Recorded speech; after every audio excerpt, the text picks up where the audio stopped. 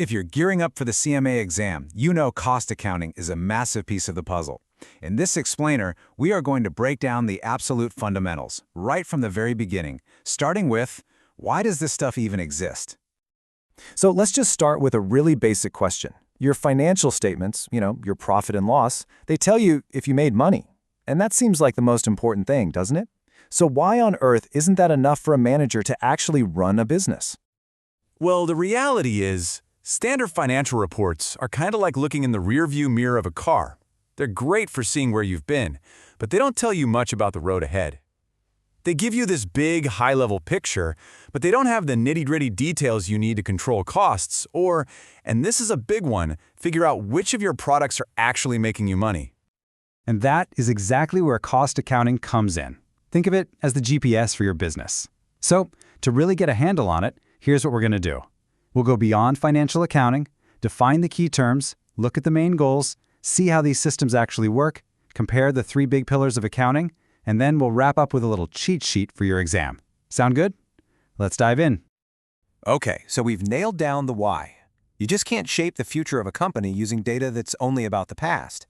Managers need something that looks forward, a system that gives them the detailed intel they need for planning, for control, and for making those really tough business decisions. Now, to build out this system, we have to start with the basics, the language. It all kicks off with understanding 3 core ideas that sound almost the same but are actually really different: cost, costing, and cost accountancy. First up, cost. Think of this one as a noun. It's just the expenditure, the dollar amount, the monetary value of all the resources like materials and labor that you used up to make something or deliver a service. Simple as that. It's the number. Next, we've got costing. If cost was the noun, costing is the verb. It's the action. It's the actual process, the techniques you use to figure out what that cost number is. It's the how-to part of the whole deal. And finally, that brings us to cost accountancy. Now, this is the whole shebang. It's the application of everything. It's using all that data you got from costing to actually control your expenses, figure out your profitability, and guide the entire strategy of the business. So to wrap that all up nice and neat, cost is the number. Costing is the process of finding that number, and cost accountancy is the practice of using that number to make smarter business decisions. See, it's a really logical progression when you break it down. Okay, so now that we've got the vocabulary down, let's talk about the goals. I mean, what is a cost accounting system really trying to do for a business? What's the point of it all? The really crucial thing to get here is that it is all about creating detailed, actionable intel for internal use. It helps managers answer those killer questions like, how much does it actually cost us to make one of these? And based on that, what price do we need to sell it for to be profitable? Which of our products are the rock stars, and which ones are just sucking up resources? This is the info that lets managers actually, manage. So, how does all this work in the real world? While the details can get pretty complex, the basic flow of any costing system is actually super logical. It follows a pretty clear path. At its heart, it's a pretty straightforward 3-step process. First, you accumulate or gather all the cost data. Every penny spent on materials, labor, electricity for the factory, you name it. Second, you assign those costs to whatever they were spent on, a specific product line, a customer service call, or a whole department. And third, you report that information in a way that's actually useful for the managers. This diagram here is a perfect example of that second step, assigning costs. Just take a massive expense like employee salaries. You can't just lump it all together as one big number. You've got to break it down. Direct costs, like the wages for someone who's physically assembling the product, can be traced right to it. But indirect costs, like the factory supervisor's salary, that's part of the general overhead and has to be spread out across lots of different products. Now, to really understand the role cost accounting plays, it's super important to see how it fits with its 2 siblings, financial accounting and management accounting. They all work as a team, but each one has a very different job to do.